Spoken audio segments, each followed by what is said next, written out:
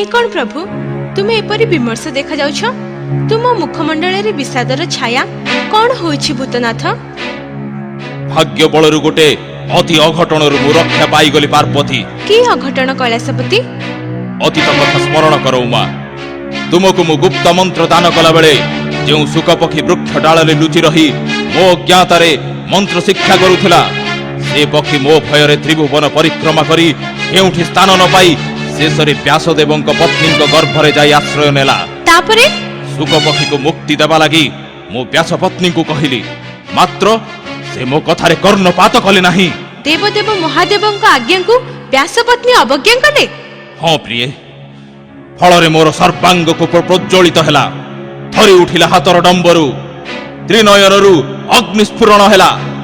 त्रिशूल प्रहार करी मु व्यास पत्नी को हत्या करिबा पई उद्यत हेली। प्रभु ठीक एतिके बेले स्वयं व्यासदेव आसी पहुंचिले। बहु अनुनय विनय करी मो क्रोध शांत करैले। व्यास पत्नींकर जीवन रक्षा हे गला। किंतु हे महेश्वर ए सामान्य कथारु तुमे जे स्त्री हत्या अपराध रे भागी होइथांत। व्यासदेव मध्य मते ठीक ए कथा कहिले। आउ सेई चिंतारे किंतु केवल चिंता कले तो तमर ए निष्ठुरपण पई केही तुमको निर्दोष बोली कहिबे नहीं। काले काले शिव हे तम निष्ठुर भाव तेजिनो पारिलो हे जिनो पारिलो तेजिनो पारिलो हे जिनो पारिलो नारी हंता काहे न पाए ठाव काले काले शिव हे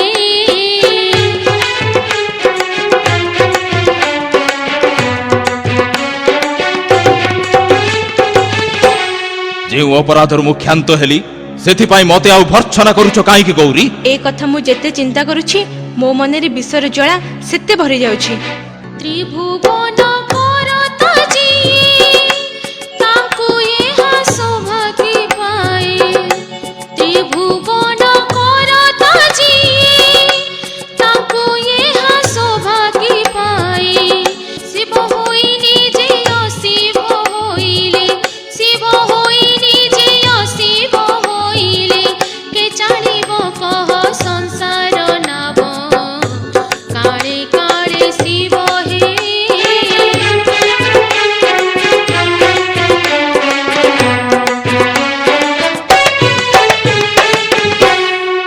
तमे मो उपरे वृथा दोषारोप करूच भवानी। तम प्रति तो मु केबे किछि अन्य आचरण करि नाही। सबु बेले तम प्रति मोर स्नेह श्रद्धा पूर्ण रहिछि।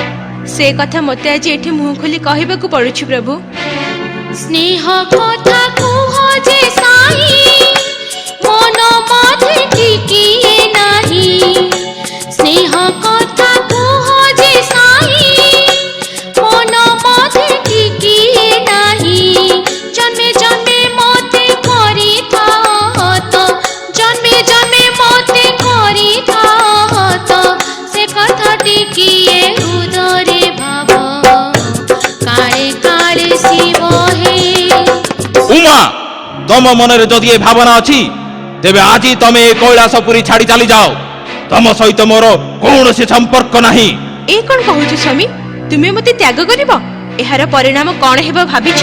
परिणाम जा हेउ ना काहे कि तमे जाओ, चली जाओ। भांगी पड़ू पछे कैलास चूड़ा अंबर जाऊ फाटी फाटी जाऊ पछे धार धार होई धरणी तलर माटी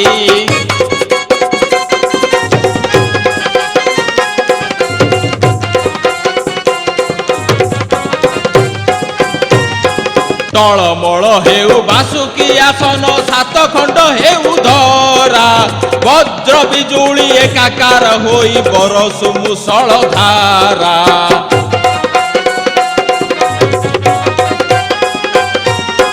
हे मोरो आदेश शुण भगवती निमिषे केहू दूर जही इच्छा तही चली जाओ एबे तेजी कैलासपुर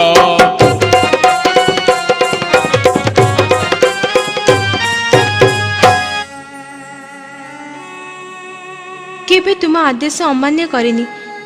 श्रीचरण तले प्रणाम करी विदाय नेउछि।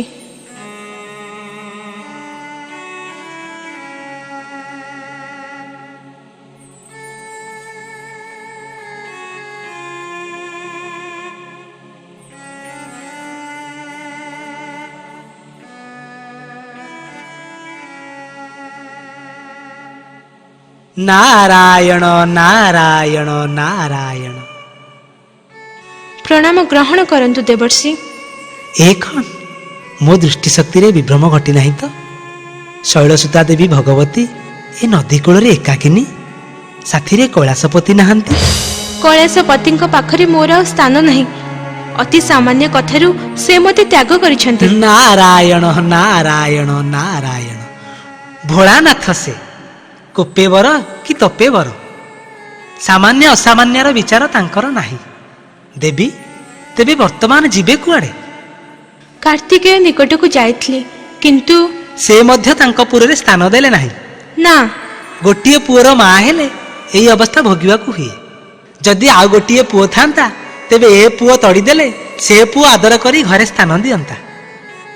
मते उपाय कहि दियंतु देवर्षि नारद। मु की बुद्धि करिबी शिवं को पुणी किपरि प्राप्त हेबी? तपस्या, जुगे जुगे तपस्या बल रे हर पार्वती मिलन घटी। एथर मध्य सेही तप आचरण करंतु। जुगे जुगे जति श्मशान पति, तप बळे तांक टळी छिमती। हर से भी बर पाइछि जिए, तार सम भाग्यवती बाकिए। आसिछि पुणी से जोग जे, साझी तपस्विनी देवी कात्यायनी। आचरन्तु तप जोग जे। जदि मो तपस्या बଳରେ तांकर टाणपण न भांगे? ए कथा कही मते आ लज्जा दियंतु नहीं देवी। गौरीଙ୍କ तपस्या रे पुणी हरଙ୍କ टाणपण भांगिब नहीं। आउ विलंब न करी तपस्या आरंभ करंतु। सुबासित राग कुंकुम बोली, तटिनी पयरे तनु पखाली। गैरिक बसने होई शोभिता, गिरी गुहा कोळे गिरी दुहिता। बुढ़ तपकर बसी जे, यथा काले पुणी दर्शन दब। कलिहा नारद आसी जे। मु एबे विदाय नहीं देवी। नारायण नारायण नारायण। नारद मुनि ठीक कहि जाइछंती।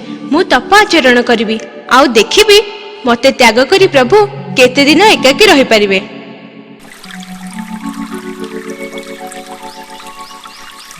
दिन बीती जाउछि, बहु कालरु स्नान करिनी। कुंकुम आदि अंगराग प्रलेपन करी जाए नदी रे स्नान करी आसे।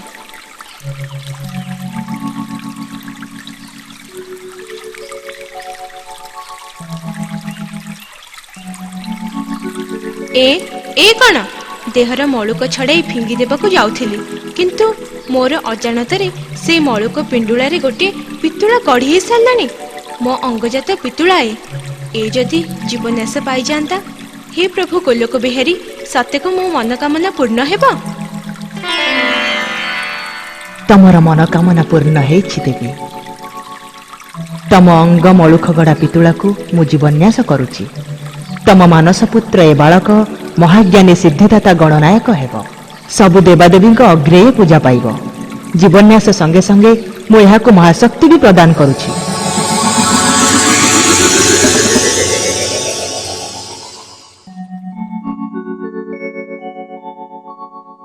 पुत्र पुत्र मोर गणनायक गणेश, मोर प्रणाम ग्रहण कर माता।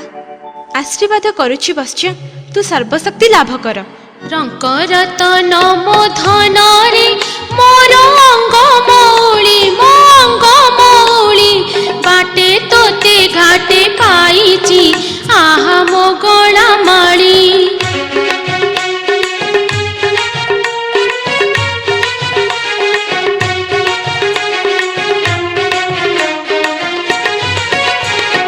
मानस पुत्र तो जन्म हरि कृपा बଳରେ, से कृपा बଳରେ।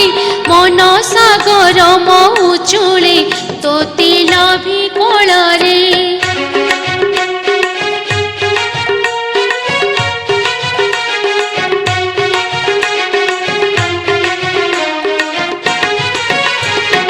अभागिनी मुझे दुखिनी, पति मोठारे कोप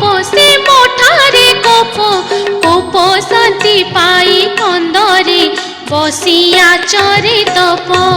ମତେ ତେବେ ଆଦେଶ କର ମାତା, ମୁଁ କଣ କରିବି?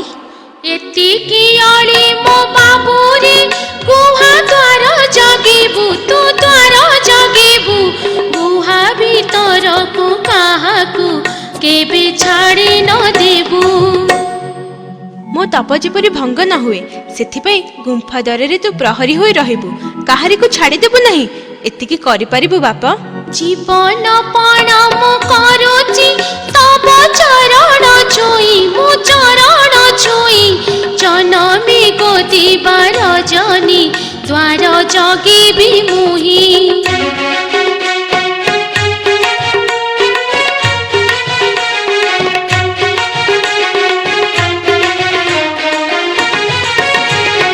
ଦେବତା ହେଉ କି ଦାନବ, ଯକ୍ଷ ନର କିନ୍ନର, ସେ ନର କିନ୍ନର ଭିତରକୁ ଛାଡ଼ି ନ ଦେବି, ଏଇ ଶପଥ ମୋର। ଯଶସ୍ୱୀ ହୁଏ ବତ୍ସ, ଜୟ ଲାଭ କର। ମୋର ତପସ୍ୟାର ବେଳ ହୋଇଗଲା, ମୁଁ ଯାଉଛି।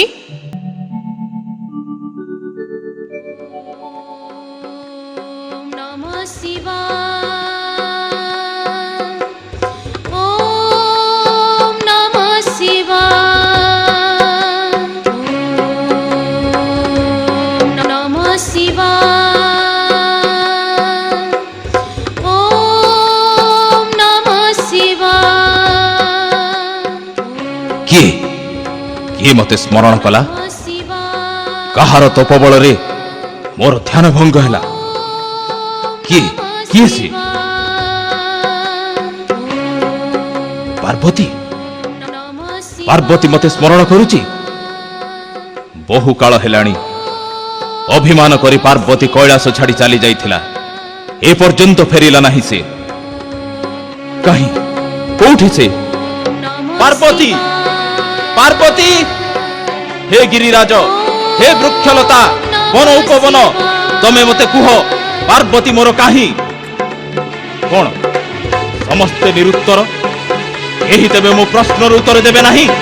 ଜାଣି ନାହାନ୍ତି ମୁଁ ଜଟା ତ୍ରିଶୂଳଧାରୀ ଧ୍ୱଂସକର୍ତ୍ତା ପ୍ରଳୟଙ୍କାରୀ ରୁଦ୍ର?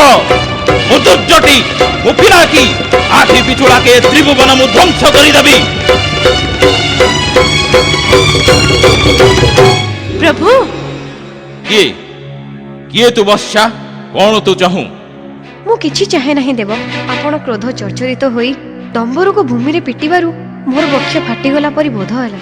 ମୁଁ ଜାଣିପାରୁ ନାହିଁ ସତୀନାଥ, ମୋର କି ଦୋଷ ଯୋଗୁଁ ମୋ ପ୍ରତି ଏପରି ଦଣ୍ଡବିଧାନ କଲେ। ତୋର କିଛି ଦୋଷ ନାହିଁ ସତ, କିନ୍ତୁ ମୋ ପାର୍ବତୀ କାହିଁ? ଆପଣ ଦେବୀ ପାର୍ବତୀଙ୍କୁ ଖୋଜୁଛନ୍ତି? ହଁ, ମୋ ପାର୍ବତୀ କାହିଁ? କହଲ ଧରଣୀ ମତେ ପାର୍ବତୀ ସମ୍ବାଦ, ଗିରିବାଳ ତୁଲେ କିବା ଲାଗିଛି ବିବାଦ। ବହୁ କାଳ ହେଲା ଉମା ତେଜିଛି କୈଳାସ, ତେବେ ତୁମ୍ଭ କ୍ରୋଧ ହେତୁ ବୁଝିଲି ମହେଶ।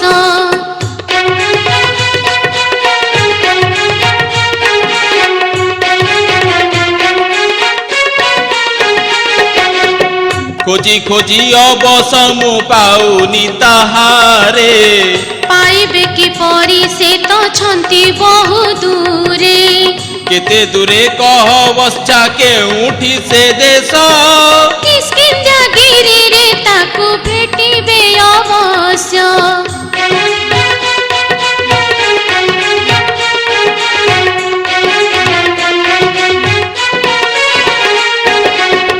ପ୍ରିୟା ମୋର ଏକାକିନୀ କରୁଥିବ କିବା, ଗୁହା ମଧ୍ୟ ଅହର୍ନିଶ ଧ୍ୟାନ ରତା ଶିବା। ସତ୍ୟ ତେବେ କିସ୍କିନ୍ଧାରେ ଭେଟିବି ଶିବାନୀ, ମିଥ୍ୟା ହେଲେ ଶୂଳ ମୁନେ ବିନ୍ଧିବେ ମେଦିନୀ। କିସ୍କିନ୍ଧିଆ ପର୍ବତର ଗୁମ୍ଫା ଭିତରେ ବସି ଦେବୀ ପାର୍ବତୀ ତପ କରୁଛନ୍ତି। ସେଇଠିକି ଗଲେ ତାଙ୍କୁ ଅବଶ୍ୟ ଭେଟିବେ। ବେଶ୍, ତେବେ ମୁଁ ଏଇ ମୁହୂର୍ତ୍ତରେ କିସ୍କିନ୍ଧ୍ୟା ଯାତ୍ରା କରୁଛି। ଏଇ ତ କିସ୍କିନ୍ଧ୍ୟା ପର୍ବତ, ଏଇ ସେ ଗୁମ୍ଫା। କିନ୍ତୁ ଗୁମ୍ଫା ଦ୍ୱାରରେ ବାଳକଟି କିଏ? ସୁନ୍ଦର ବଳିଷ୍ଠ ଶରୀର, ଦେବପମ ମୁଖର କାନ୍ତି, ଏହାକୁ ଦେଖିଲା କ୍ଷଣି ମୋ ହୃଦୟରେ ସ୍ପନ୍ଦନ ଜାତ ହେଉଛି କାହିଁକି? କିଏ କିଏ ତୁ ବାଳକ? ଦ୍ୱାରପାଳ। ଏ ସଂସାରରେ ଏଭଳି ନିର୍ବୋଧ କେହି ଅଛି ଯିଏ ତୋ ପରି କିଶୋର କୁମାରକୁ ଦ୍ୱାରପାଳ ରଖିଛି? ସେଥିରେ ତମର ପ୍ରୟୋଜନ? ନା, ପ୍ରୟୋଜନ କିଛି ନାହିଁ, ବରଂ ମୁଁ ସ୍ୱୀକାର କଲି ତୁ ଏଠିକାର ଦ୍ୱାରପାଳ। ଆଚ୍ଛା ଦ୍ୱାରପାଳ, ଆଡ଼ ହେଇଯା, ମୁଁ ଭିତରକୁ ଯିବି। ନା ନା, ମୁଁ ଭିତରକୁ ଯାଇପାରିବି ନାହିଁ। ନା, ବ୍ରହ୍ମା ବିଷ୍ଣୁ ମହେଶ କାହାରିକୁ ଛାଡ଼ିବି ନାହିଁ। ଏତେ ଶକ୍ତି? ପରୀକ୍ଷା କରିପାର। ମୁହଁ ଟାଣ ତ କମ୍ ନୁହେଁ ଦେଖୁଛି। ମାନିଲି ବାଳକ, ବ୍ରହ୍ମା ବୃଦ୍ଧ ହେଲେଣି, ବିଷ୍ଣୁ ଅତି ସୁଧାର, ଏମାନେ ଯାଇ ନ ପାରନ୍ତି, କିନ୍ତୁ ମହେଶ ମହେଶ ନିଶ୍ଚୟ ଯିବେ। ନା, ନିର୍ବୋଧ ବାଳକ, ଜାଣୁ ମୁଁ କିଏ? ରେ ନିର୍ବୋଧ ଶିଶୁ ତୋର ଏଡ଼ିକି ସାହସ, ମୋ ସାଥେ ପୁଣି ତୁ ହିଁ କରୁ ପରିହାସ। ଜାଣୁ ମୁଁ ହିଁ ଶିବ ରେ, ଜାଣୁ ମୁଁ ହିଁ ଶିବ ରେ, କୈଳାସପତି ମହାଦେବ ରେ।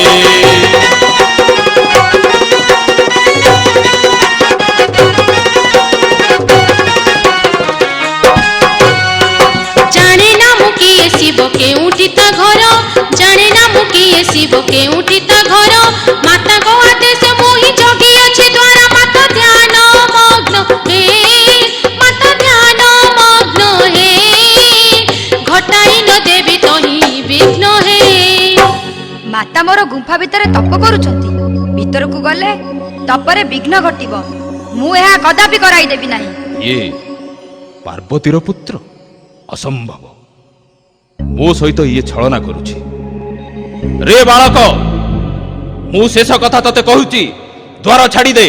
ଭଣ୍ଡାମି ତ ଶୁଣିବାକୁ ନାହିଁ ମୋର ବେଳ, କାଳ ସର୍ପ ସଙ୍ଗେ କିମ୍ପା ଖେଳୁଛୁ ତୁ ଖେଳ। ଛାଡ଼ି ଦେ ତୁ ବାଟ ରେ, ଛାଡ଼ି ଦେ ତୁ ବାଟ ରେ, ନହେଲେ ଭେଟିବୁ ଜନ୍ତୁ ରାଟରେ। ରେ ଶିଶୁ, ବାଟ ଛାଡ଼ିଦେ କହୁଛି। ତମର ନିର୍ଲଜପଣ ଦେଖି ଲାଜରେ ମୋ ମୁଣ୍ଡ ତଳକୁ ହେଇଯାଉଛି। ତେବେ ତୁ ମୋ ସହିତ ଶକ୍ତି ପରୀକ୍ଷା କରିବାକୁ ଚାହୁଁ? ଆଉ କେତେ ଥର ସେ କଥା କହିବି? ବେଶ, ଏବେ ତୋର ମୂର୍ଖପଣର ପ୍ରତିଫଳ ଭୋଗ କର।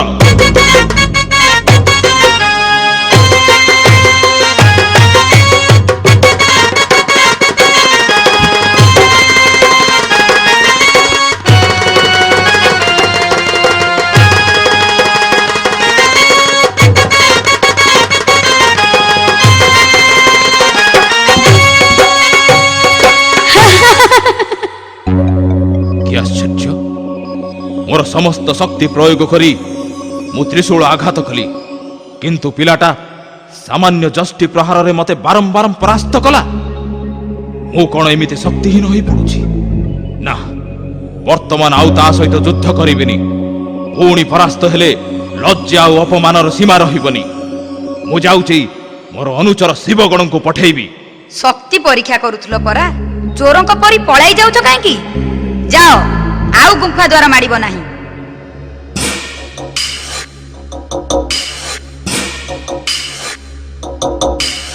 ଏ ଅସମୟରେ ଆମକୁ ସ୍ମରଣ କଲେ କାହିଁକି ଜଟାଧାରୀ? କି ଲଜ୍ଜା, କି ଅପମାନ! କଣ ହେଇଛି ପ୍ରଭୁ? ରାଗ ଆଉ କ୍ରୋଧରେ ଆପଣଙ୍କ ଚକ୍ଷୁରୁ ଯେପରି ଅଗ୍ନିସ୍ଫୁରଣ ହେଉଛି। ଶୁଣ ମୋର ଅନୁଚର ଶିବଗଣ, ଶୁଣ ନନ୍ଦୀ ଭୃଙ୍ଗୀ, କିଷ୍କିନ୍ଧ୍ୟା ପର୍ବତ ଗୁହା ଦ୍ୱାର ଜଗି ରହିଛି ଗୋଟେ ଶିଶୁ, ହାତରେ ତାର ଯଷ୍ଟି। ସେ ମତେ ଗୁହା ଭିତରକୁ ଛାଡ଼ିଲା ନାହିଁ। ଛାଡ଼ିଲା ନାହିଁ? ନା, ଯଷ୍ଟି ପ୍ରହାରରେ ମତେ ପରାସ୍ତ କଲା। ଅସମ୍ଭବ, ଅସମ୍ଭବ ଏ କଥା। ସେଇ ଅପମାନରେ ମୁଁ ସେଇଠୁ ପଳେଇ ଆସିଲି। ତେବେ ଚାଲନ୍ତୁ ପିତା, ସେ ଶିଶୁ ନିକଟକୁ ଚାଲନ୍ତୁ, ଆମେ ଦେଖିବୁ ତାର କେତେ ଶକ୍ତି। ନା, ମୁଁ ଯିବିନି। ଶୁଣ ଶୁଣ ଅନୁଚରେ ଲାଗେ ବଡ଼ ଭୟରେ, ସାର ଶିଶୁ ଗୋଟା ମତେ ଦେଲା ପରାଜୟରେ।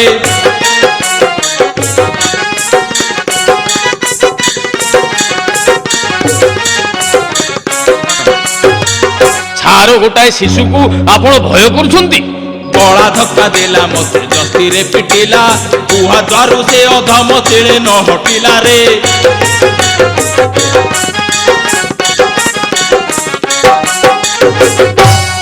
ଆମକୁ ତେବେ ଆଦେଶ ଦିଅନ୍ତୁ ପ୍ରଭୁ, ତା ଯଷ୍ଟି ସହ ତାକୁ ଏଠିକି ବାନ୍ଧି ଆଣିବୁ। କିନ୍ତୁ ତମେ ଦୁହେଁ ଏକା ଯାଅ ନାହିଁ। ଦଳ ବଳ ନେଇ ସର୍ବେ ଗୁମ୍ଫା ଦ୍ୱାର ଯାଅ ହେ, ଶିବ ଅପମାନ ଯୋଗ୍ୟ ପ୍ରତିଶୋଧନୀୟ ହେ।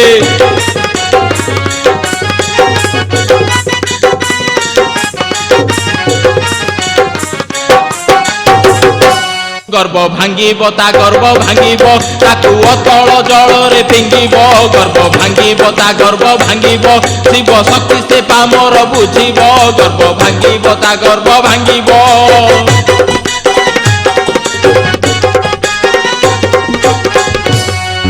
ଆପଣଙ୍କ ଆଜ୍ଞା ଶିରୋଧାର୍ଯ୍ୟ ଦଳବଳ ନେଇ ଆମେ ଯାଉଛୁ ଗୁମ୍ଫା ଦ୍ୱାର ଆକ୍ରମଣ କରିବୁ। ଜୟ ଶିବ ଶକ୍ତିର ଜୟ, ଜୟ ଶିବ ଶକ୍ତିର ଜୟ, ଜୟ ଶିବ ଶକ୍ତିର ଜୟ।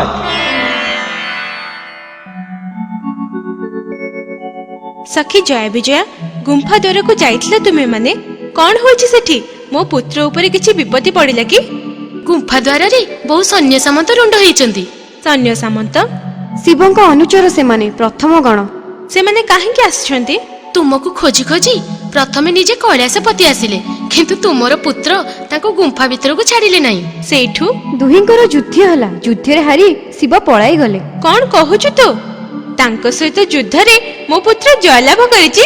ହଁ ଦେବୀ, ଯୁଦ୍ଧରେ ହାରିଯାଇ ଶିବ ତାଙ୍କର ଅନୁଚର ଶିବଗଣକୁ ପଠାଇଛନ୍ତି, ସାଙ୍ଗରେ ନନ୍ଦୀ ଭୃଙ୍ଗୀ। କଣ କହିବୁ ମା, ସେମାନଙ୍କର ଯୋଉ ତେଜ, ଯୋଉ କିଳିକିଳିଆ ରାବ।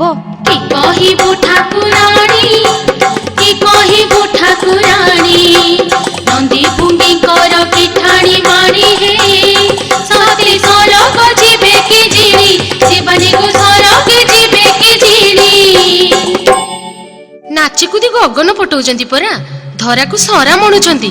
ହସେ କେ ବିକଟ ହସ, ହସେ କେ ବିକଟ ହସ, ବାହା ଫୁଟାଇ କେ ମୋଡୁଛି ନିଶ ଯେ, ରାବେ ଭାଙ୍ଗି ପଡେ 10 ଦିଶ, ଅବନୀକୁ ଭାଙ୍ଗି ପଡେ 10 ଦିଶ। ଆଉ ମୋ ପୁତ୍ର? କିଶୋର କୁମାର ବୀର, କିଶୋର କୁମାର ବୀର, ଅଟଳ ମେରୁ କି ଟେକିଛି ଶିର ଯେ, ରାବେ ନ ଛାଡ଼ିବେ ଗୁମ୍ଫା ଦ୍ୱାର, ଜନନୀକୁ ନ ଛାଡ଼ିବେ ଗୁମ୍ଫା ଦ୍ୱାର। ମୁଁ ଜାଣେ ପୁତ୍ର ମୋର ଶପଥ କରିଛି, ଗୁମ୍ଫା ଦ୍ୱାର ଛାଡ଼ିବ ନାହିଁ। ସେମାନେ କଣ କହୁଛନ୍ତି ଜାଣ ଦେବୀ? କହୁଛନ୍ତି ଆମେ ସବୁ ଶିବ ପୁତ୍ର, ଆମକୁ ଦ୍ୱାର ଛାଡ଼ିଦେ। ଏକଥା ଯଦି ସେମାନେ କହୁଛନ୍ତି, ତେବେ ସଖୀ ଜୟ ବିଜୟା, ତୁମେ ଦୁହେଁ ଯାଅ, ପୁତ୍ରକୁ ମୋର କହିବ ଯେପରି ଠିକ ଉତ୍ତର ସେ ସେମାନଙ୍କୁ ଦେବ। କି ଉତ୍ତର ସେ ଦେବେ? ତୁମେ ଯେବେ ଶିବ ପୁତ୍ର, ତୁମେ ଯେବେ ଶିବ ପୁତ୍ର, ମୁଁ କଣ ନୁହଇ ଶିବାଙ୍କ ପୁତ୍ର ଯେ, ମୁଁ ଯେ ଏକାକୀ ତୁମେ ବହୁତ। ଯାଅ ଜୟ ବିଜୟା, ପୁତ୍ର ମୋର ଏ କଥା ସେମାନଙ୍କୁ କହିବ ଯେ ତୁମେ ସବୁ ଶିବଙ୍କ ପୁତ୍ର ହେଲେ ମୁଁ ଶିବାଙ୍କ ପୁତ୍ର, ମୁଁ ତୁମକୁ ଡରିବି ନାହିଁ। ଯାଉଛୁ ଦେବୀ। ଗୁମ୍ଫା ଦ୍ୱାରକୁ ଥରେ ଆସି ଯେତେବେଳେ ଫେରି ଯାଇଛନ୍ତି, ପୁଣି ଆସିବେ। ମୋ ମନ କହୁଛି କୈଳାସପତି ପୁଣି ନିଶ୍ଚୟ ଆସିବେ।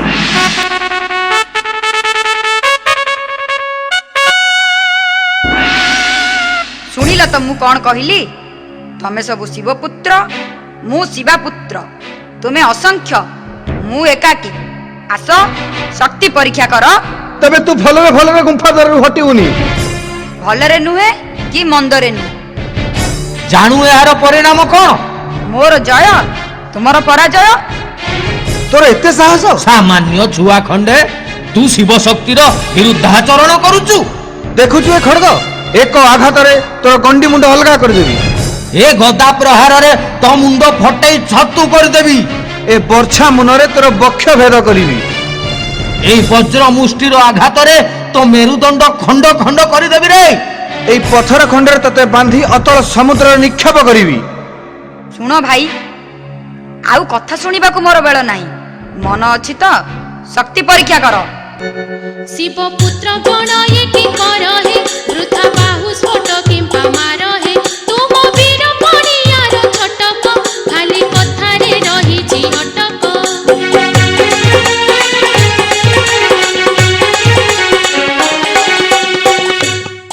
ଶିବ ତନୟ ମୁଁ ଏକ ବାଳୁତ, ଶିବ ପୁତ୍ର ତୁମେ ଅଛ ବହୁତ, ଅସ୍ତ୍ର ଶସ୍ତ୍ର ତୁମ ଅସୁମାର ହେ, ହାତେ ଯଷ୍ଟି ଖଣ୍ଡି ମୋର ସାର ହେ।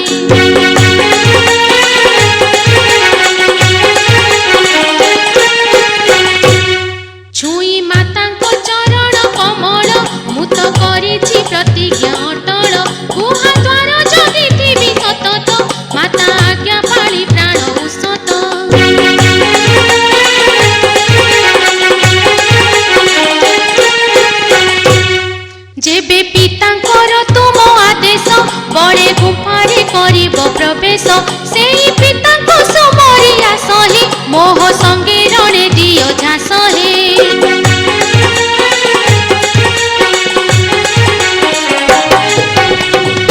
ଦେଖୁଛୁ ଭୃଙ୍ଗି ଟୋକା ଖଣ୍ଡକ କେମିତି ବଢି ବଢି କଥା କହୁଛି। ଯମପୁରରୁ ତାକୁ ଡାକରା ଆସିଲାଣି। ଆସ ଭାଇମାନେ ସମସ୍ତେ ଏକ ସଙ୍ଗେ ତାକୁ ଆକ୍ରମଣ କର। ଜୟ ଶିବ ଶକ୍ତିର ଜୟ ଜୟ ଶିବ ଶକ୍ତିର ଜୟ ଜୟ ମାତୃଶକ୍ତିର ଜୟ।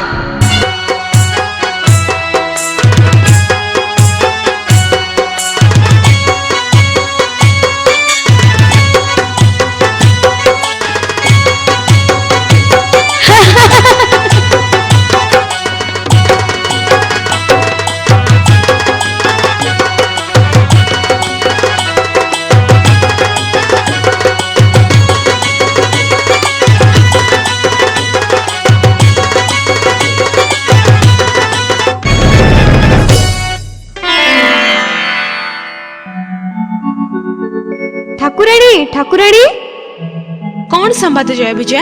ପଳେଇ ଗଲେ? କିଏ ପଳେଇ ଗଲେ? ସେଇଗୁଡାକ ମ ଯିଏ ଆମ କୁମାରଙ୍କ ସହିତ ଲଢେଇ କରିବାକୁ ଆସିଥିଲେ। ଯେତକ ତ ମଲେ ମଲେ ଆଉ ଯେତକ ଗୋଡ଼ ଭାଙ୍ଗିଲେ ଆଉ ଯିଏ ବଞ୍ଚିଲେ ପଳେଇ ଗଲେ। ଯେମିତି କିଳିକିଳା ରାବ କରି ଆସିଥିଲେ ସେମିତି କିଲିବିଲି ହେଇ ପଳେଇଗଲେ। ପୁତ୍ର ମୋର ଯୁଦ୍ଧରେ ଜିତିଛି। ଏଇ ନିଅ ଜୟ ବିଜୟା ତୁମ ପୁରସ୍କାର। ଦେବୀଙ୍କ ମନୋକାମନା ପୂର୍ଣ୍ଣ ହଉ।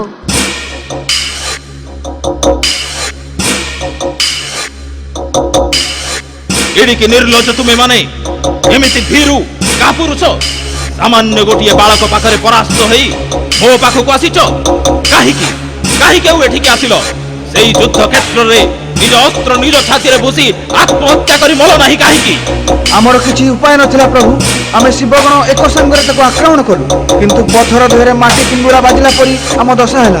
ଆମେ ଦୁହେଁ ନନ୍ଦୀ ଭୃଙ୍ଗି ତା ସହିତ ମଲ୍ଲ ଯୁଦ୍ଧ କଲୁ। ମୁଁ ତା ଡାହାଣ ଜାନୁକୁ ଟାଣିଲି, ମୁଁ ଟାଣିଲି ବାମ ଜାନୁ।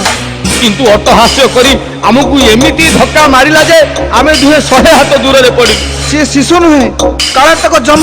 ପଳେଇ ଆସି ନଥିଲେ ଶିବଗଣ ସେଠି ପ୍ରାଣ ହରାଇଥାନ୍ତେ। ଭଲ ହେଇଥାନ୍ତା, ଖୁବ ଭଲ ହେଇଥାନ୍ତା।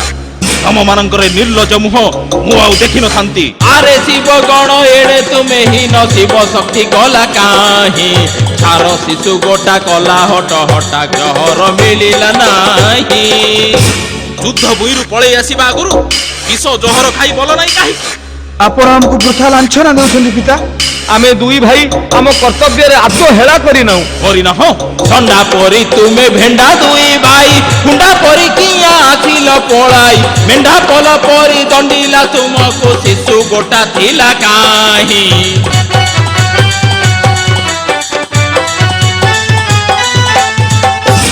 ସେ ଶିଶୁକୁ ଯୁଦ୍ଧରେ ଜିତିବା ଅସମ୍ଭବ ପ୍ରଭୁ। ତା ପାଖରେ ଶରଣ ପଶିଲେ ସେ ଗୁମ୍ଫା ଦ୍ୱାର ଛାଡ଼ିଦବ। କଣ କହିଲୁ ଭୃଙ୍ଗି?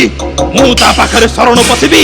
ଆରେ ନନ୍ଦୀ ଭୃଙ୍ଗି ହେଲ କି ପାଗଳ ଚନ୍ଦ୍ରଚୂଡ଼ କଣ ଏଡ଼େ ହୀନ ବଳ ସାତୃଳ କି କେବେ ଶୃଗାଳ ଚରଣେ ଶରଣ ପଶିବ ଯାଇ।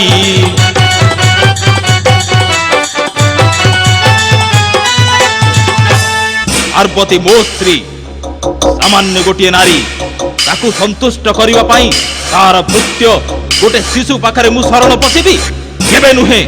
ତାକୁ ଉପଯୁକ୍ତ ଶିକ୍ଷା ନ ଦେବା ଯାଏ ମୋ ମନରେ ଶାନ୍ତି ନାହିଁ। ତୁମ୍ଭେ ମାନେ ବର୍ତ୍ତମାନ ମୋ ସମ୍ମୁଖରୁ ଯାଅ, ସମସ୍ତେ ଯାଅ।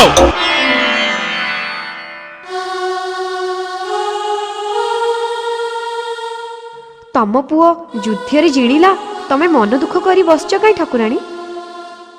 ଆଉ ପୁଣି କଣ ଭାବୁଛ ଦେବୀ? ଶିବଙ୍କ କୋପ କଥା କିଏ ନ ଜାଣେ। ସେ ଯେବେ କୋପ କରିବେ ତ୍ରିଭୁବନ ଧ୍ୱଂସ ହେଇଯିବ। ତାଙ୍କ ଅନୁଚର ମାନେ ହାରିଗଲେ ବୋଲି ଯଦି ସେ ମୋ ପୁତ୍ର ଉପରେ ପ୍ରତିଶୋଧ ନେବେ। ନାରାୟଣ ନାରାୟଣ ନାରାୟଣ। ନାରଦ ମୁନି ଆସିଲେଣି। ପ୍ରଣାମ ଦେବର୍ଷି। ଉମା ରାଣୀ ଦେବୀ ଭବାନୀ କାହିଁକି ଭଲାଏ ବୀର ସମୂହ। ଉମା ରାଣୀ ଦେବୀ ଭବାନୀ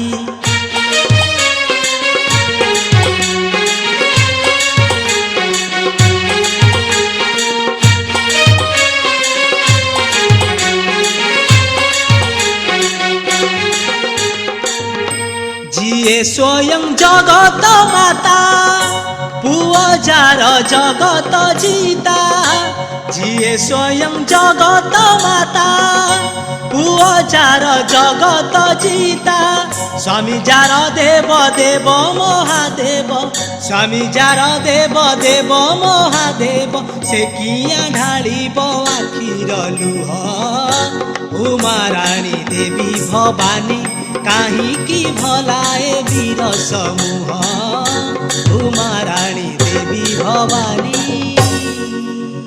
बहुदिन परे देवी दर्शन पाइली किंतु उमा राणीकर ए वीर स्वरूप काहींकि देवर्षि को केउ कथा जणा युद्धरे हारि जाई शिव कोपमूर्ति धारण करिथिबे एथिरे संदेह किछि अछि ताहेले तांको कोपरु मो पुओ किपरि रक्षा पाइबो महामुनि से कथा अवश्य चिंता करिवा कथा रुद्रंक कोप स्वयं नारायण मध्य प्रमाद गणंती कुहंतु मुनिराज मु के उपाय करबी आद्या शक्ति हे महामाया उपहास करू छकिया आद्या शक्ति हे महामाया उपहास करू छकिया शक्तिर अभाव अछि कि बातब शक्तिर अभाव अछि कि बातब मुहि कि उपाय करिबी कुह उमा रानी देवी भवानी काहींकि भलाए वीर समूह उमा रानी देवी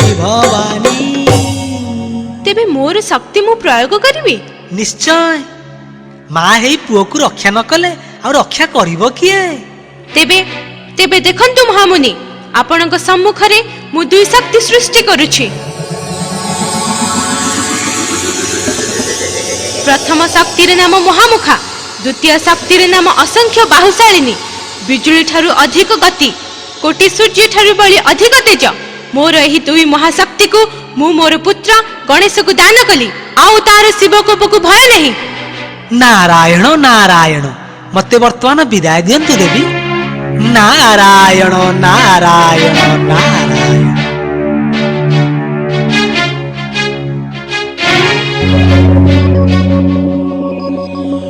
आउ केते बड़ एमिति मन दुख करी बसिबे पिता किछि हेले उपाय चिंता करंतु। नारायण नारायण नारायण एई नारद मुनि आसिलेनी कैलासपतिंकर जय हे। आसन्तु देवर्षि आसन ग्रहण करन्तु। उमापति हे महाजति काहींकि भलाए वीर समूह उमापति हे महाजति कि पाव साद मने किया खेद कि पाव साद मने किया खेद कि पाई पराणे जागिछि कोह उमापति हे महाजति काहींकि भलाए वीर समूह उमापति हे महाजति। देवर्षि को कोउ कथा अजଣା अछि सामान्य गोटिए शिशु निकटरे शिव शक्ति आज पराजित। अवश्य अवश्य ए अपमान ठु बळी आउ अपमान नाही एभली अपमान रुद्रदेव आउ केबे केउठी पाई नथिबे एपरिकी दक्ष यज्ञर अपमान ठु ए अपमान बळी जाईछि। किंतु देवर्षि ए अपमानर प्रतिशोध नेबाकू जेतेबेले मो रुद्रकोप प्रकाश पाइब हातर डंबरु कंपी उठिब त्रिशूलरु अग्नि वर्षण हब त्रिलोचन प्रज्वलित हब जटा जटा पिंगल वर्ण धारण करिब किछि लाभ हेबो नाही भोलानाथ। से शिशु वर्तमान महामुखा ओ असंख्य बाहुशालिनी ए दुई महाशक्तिर अधिकारी रुद्रकोप तार केश सुधा स्पर्श करि परिबो नाही। किए देला ताकू ए महाशक्ति पार्वती आउ किए नारी बोली कोन ताकर मान अपमान ज्ञान नाही। ताहेले कुहंतु मुनि मु ए उपाय करिबी। उपाय उपाय हेउछंती गोलोक बिहारी विष्णु। विष्णु तेबे उपाय बतई देबे। हाँ सही मायावी विष्णु सब उपाय बताई देबे। विष्णु जेबे हेबे सहाय आउ किछि नथिब भय विष्णु जेबे हेबे सहाय आउ किछि नथिब भय सही अपमान देव त्रिलोचन सही अपमान देवती लोचन नीरवे रहिबा उचित नुह उमापति हे महाजति काहींकि भलाए वीर समूह उमापति हे महाजति ମୁଁ ତେବେ ବିଷ୍ଣୁଙ୍କୁ ସ୍ମରଣ କରୁଛି। ଏଇ ସାଙ୍ଗେ ସାଙ୍ଗେ ଆଉ କେତେ କାଳ ଅପମାନ ସହି ତୁନି ହେଇ ବସିବେ। ହଉ ମତେ ଏବେ ବିଦାୟ ଦିଅନ୍ତୁ। ନାରାୟଣ ନାରାୟଣ ନାରାୟଣ।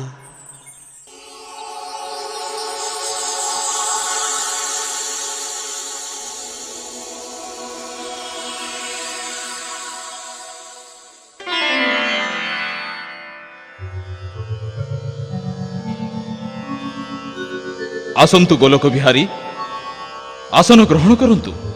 କୁହନ୍ତୁ କାହିଁକି ଏ ଅସମୟରେ ସ୍ମରଣ କଲେ? ମତେ ବିପଦରୁ ରକ୍ଷା କରନ୍ତୁ ଦେବ। ସାମାନ୍ୟ ଗୋଟିଏ ବାଳକ ମତେ ଯେଉଁ ଅପମାନ ଦେଇଛି ତାହା ସମସ୍ତ ଦେବକୁଳକୁ ଅପମାନ। ସ୍ୱୀକାର କରୁଛି ଦେବକୁଳ ଏଥିରେ ଅପମାନିତ ହୋଇଛନ୍ତି, କିନ୍ତୁ ଆପଣ ସେ ବାଳକକୁ ସାମାନ୍ୟ ମନେ କରୁଛନ୍ତି କାହିଁକି? ତାହେଲେ ଗୋଟିଏ ଅବୋଧ ଶିଶୁ ମତେ ଅପମାନ ଦେବ? ଆଉ ଆପଣ ଦେବକୁଳର ରକ୍ଷକ ହେଇ ମହା ଆନନ୍ଦରେ କ୍ଷୀରସାଗରରେ ନିଦ୍ରା ଯିବେ? ମୁଁ କ'ଣ କହିଲି ଏ କଥା? ଆପଣ କଥା କଥାକେ ରାଗିଯିବେ ଆଉ ଅନ୍ୟମାନଙ୍କୁ ଦୋଷ ଦେବେ। କିଛି କୁଆଡ଼ୁ ନଥିବ ହଠାତ୍ ଏମିତି ଗୋଟିଏ ପରିସ୍ଥିତି ସୃଷ୍ଟି କରିବେ ଯେ ଯେଉଁଥିରେ ଆପଣ ନିଜ ଅସୁବିଧା ତ ଭୋଗିବେ, ଅନ୍ୟମାନଙ୍କୁ ମଧ୍ୟ ଅସୁବିଧାରେ ପକାଇବେ। ଆପଣ କ'ଣ ମତେ ଏଇ ସବୁ ଦୋଷ ଦେବାକୁ ଏଠିକି ଆସିଛନ୍ତି? ସେଥିପାଇଁ ମୁଁ କ'ଣ ଆପଣଙ୍କୁ ସ୍ମରଣ କଲି? କି ଦରକାର ଥିଲା ଭୃଗୁ ଋଷିଙ୍କ ସ୍ତ୍ରୀକୁ ହତ୍ୟା କରିବାକୁ ଯିବା? ପୁଣି ଦେବୀ ପାର୍ବତୀଙ୍କ ଭଳି ସ୍ତ୍ରୀକୁ ଘରୁ ତଡ଼ି ଦେଉଥିଲେ ବା କାହିଁକି? ସିଏ ତ ମୋ ନିଜ କଥା। ଘର କରି କ'ଣ ସ୍ୱାମୀ ସ୍ତ୍ରୀ ମଧ୍ୟରେ କଳିକଜିଆ ହୁଏ ନାହିଁ? କିନ୍ତୁ ସେ ଘର କଳିରୁ ଯେ ସାରା ସଂସାର ପ୍ରମାଦ ଗଣିଲାଣି। ସେଥିପାଇଁ ତ ଆପଣଙ୍କୁ ସ୍ମରଣ କରିଛି। ସଂସାରକୁ ରକ୍ଷା କରନ୍ତୁ, ମତେ ଅପମାନରୁ ବଞ୍ଚାନ୍ତୁ। ଆପଣ ଗଣନାଥଙ୍କ ବିରୁଦ୍ଧରେ ପୁଣି ଥରେ ଯୁଦ୍ଧଯାତ୍ରା କରନ୍ତୁ। ପୁଣି ଯୁଦ୍ଧଯାତ୍ରା କରିବି? ପୁଣି ଅପମାନ ଭୋଗିବି? ଜାଣନ୍ତି ସେ ଶିଶୁ ଦୁଇ ମହାଶକ୍ତିର ଅଧିକାରୀ। ଆପଣ ମତେ ଏହି ଉପଦେଶ ଦେଉଛନ୍ତି? ଶୁଣନ୍ତୁ, ମୋ କଥା ଆଗ ଶୁଣନ୍ତୁ। ଆପଣ ଯୁଦ୍ଧ କରନ୍ତୁ, ତ୍ରିଶୂଳ ପ୍ରୟୋଗ କଲାବେଳେ ମୁଁ ମାୟା ବିସ୍ତାର କରିବି। ତାର ଶକ୍ତି ଅଚଳ ହୋଇପଡ଼ିବ, ତ୍ରିଶୂଳରେ ତାର ଶିରଚ୍ଛେଦ ହେବ। କମଳାପତି ବିଷ୍ଣୁଙ୍କର ଜୟ ହେଉ। ଯାଅ ନନ୍ଦୀଭୃଙ୍ଗୀ, ଯୁଦ୍ଧଯାତ୍ରା ପାଇଁ ଆଦେଶ ଦିଅ।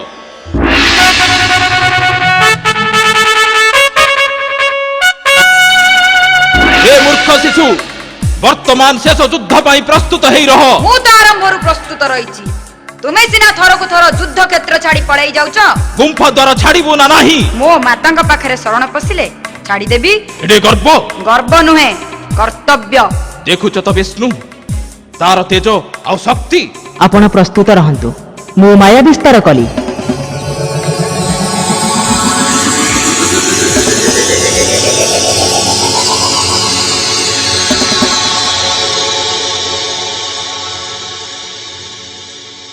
রে নির্বোধ শিশু স্মর তোর ইষ্ট নাম। জানে না মু কিয়ে ইষ্ট কাহি তার ধাম। তোর মূঢ় পণিয়ার ভোগ প্রতিফল। বুঝি পারু নাহি কিম্পা হুয়ে হীন বণ।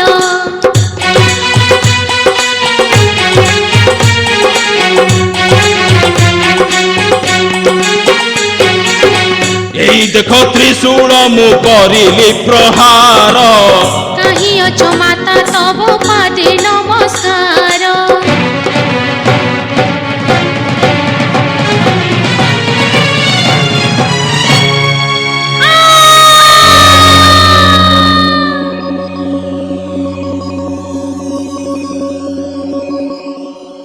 তার উপযুক্ত প্রতিফল সে পাইছি। মু যাଏ ଏବେ ଗୁମ୍ଫା ଦ୍ୱାର ମଧ୍ୟରେ ପ୍ରବେଶ କରେ।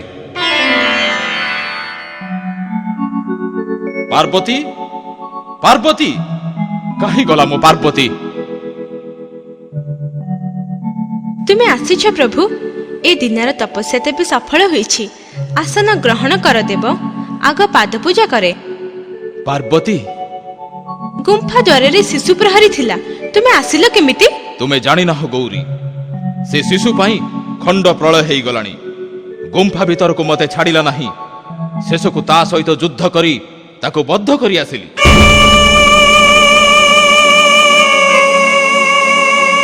କଣ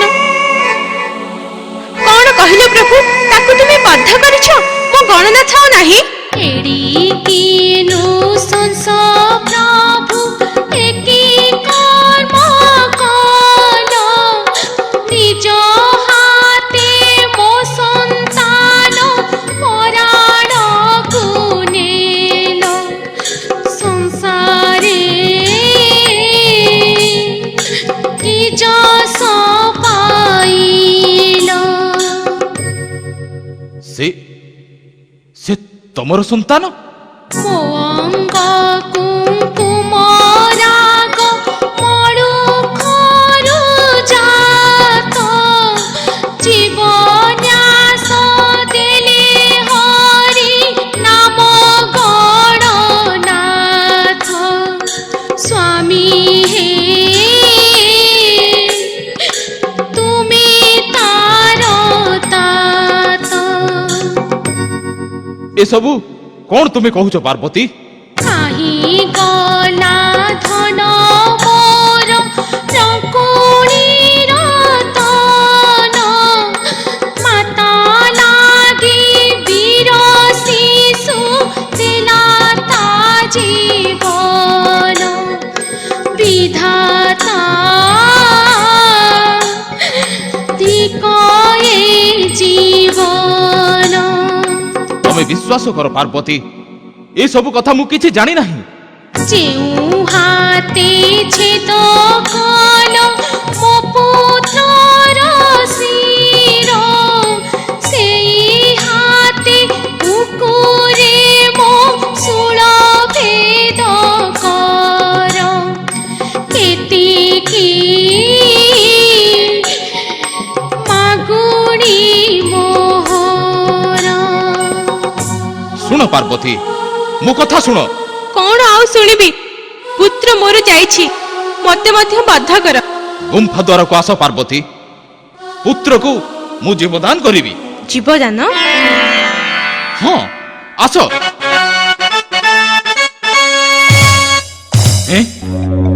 ଏ କଣ? କେବଳ ଶରୀର ପଡ଼ିଛି, ଶିର ନାହିଁ। ଶିର ନହେଲେ ଶିଶୁ ବଞ୍ଚିବ କେମିତି? ଉପାୟ ଅଛି ପ୍ରଭୁ। କି ଉପାୟ ଦେବି? ପୂର୍ଣ୍ଣ 10 ମାସ ଗର୍ଭଧାରଣ ପରେ ଯେଉଁ ମାତା ପୁତ୍ର ଜନ୍ମ କରିଥିବ, ଆଉ ସେ ପୁତ୍ର ତାର ପ୍ରଥମ ସନ୍ତାନ ହୋଇଥିବ, ତାପରେ ସେ ପୁତ୍ରକୁ ମାତା ତାର ପିଠି କରି ଉତ୍ତରମୁଖା ହୋଇ ଶୋଇଥିବ। ସେଇ ଶିଶୁର ମଥା କାଟି ଆଣି ଗଣେଶର ଶରୀର ସହିତ ଯୋଡ଼ି ଜୀବଦାନ ଦେଲେ ପୁତ୍ର ତମର ବଞ୍ଚିବ। ହଁ ପ୍ରଭୁ। ଶୁଣ ନନ୍ଦୀ ଭୃଙ୍ଗୀ, ତୁମେ ମାନେ ବିଜୁଳି ଗତିରେ ଯାଇ ଅନ୍ୱେଷଣ କର। ଏଭଳି ଶିଶୁ ଯେଉଁଠି ପାଇବ ତାର ଶିର କାଟି ଆଣିବ। ଯାଅ। ଯଥାଜ୍ଞା ପିତା। ଆମ ଅନୁଚର ଗଣ ଏଠି ପ୍ରହରୀ ରହିଛନ୍ତି। ତମେ ଆସ ଦେବୀ, ଗୁମ୍ଫା ମଧ୍ୟରେ ଅପେକ୍ଷା କର। କି ସମ୍ବାଦ ନନ୍ଦୀ ଭୃଙ୍ଗୀ? ଆପଣଙ୍କ ଆଜ୍ଞାରେ ତ୍ରିଭୁବନ ବୁଲିଲୁ, କିନ୍ତୁ ଏଭଳି ଶିଶୁ କୋଉଠୁ ପାଇଲୁ ନାହିଁ।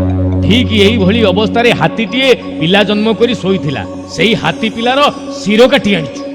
ପାର୍ବତୀ, ସେଇ ହସ୍ତି ଶିରଟିକୁ ଯୋଡ଼ି ଜୀବଦାନ ଦିଅ, ମୋ ପୁଅ କିପରି ବଞ୍ଚୁ। ବେଶ, ମୁଁ ଜୀବଦାନ କରୁଛି।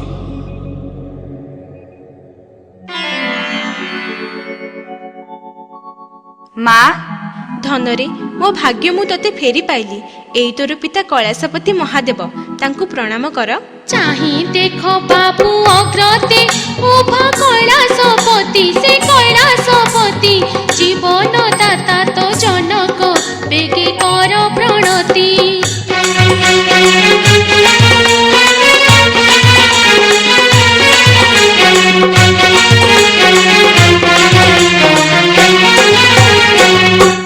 ପ୍ରଣାମ ପିତା। ଆଶୀର୍ବାଦ କରୁଛି ବତ୍ସ, ତୁ ମହାଜ୍ଞାନୀ ମହାପଣ୍ଡିତ ହେବୁ। ଦେଖ ପାର୍ବତୀ, ଏଇ ତୁମର ପୁତ୍ର ଗଜାନନ ଗଣପତି, ଅପୂର୍ବ ଦେବ ଦୁର୍ଲଭ କାନ୍ତି। ପୁତ୍ର ମୋ ଗଣନାୟକ, ସବୁ ଦେବାଦେବୀଙ୍କ ମଧ୍ୟରେ ସେ ଅଗ୍ରେ ପୂଜା ଲାଭ କରିବ। ଏଣେ ଦେଖ ପ୍ରିୟେ, ଗଣନାଥର ଦର୍ଶନ ଆଉ ଭଜନ ପାଇଁ ସବୁ ଦେବଦେବୀ ରୁଣ୍ଡ ହେଲେଣି। ଅତି ଆନନ୍ଦର ଦିନ ଆଜି। ଆସ ତୁମେ, ଗଣେଶକୁ କୋଳରେ ଧରି ଏଇ ଶିଳାସନରେ ବସି ସମସ୍ତଙ୍କୁ ଦର୍ଶନ ଦିଅ।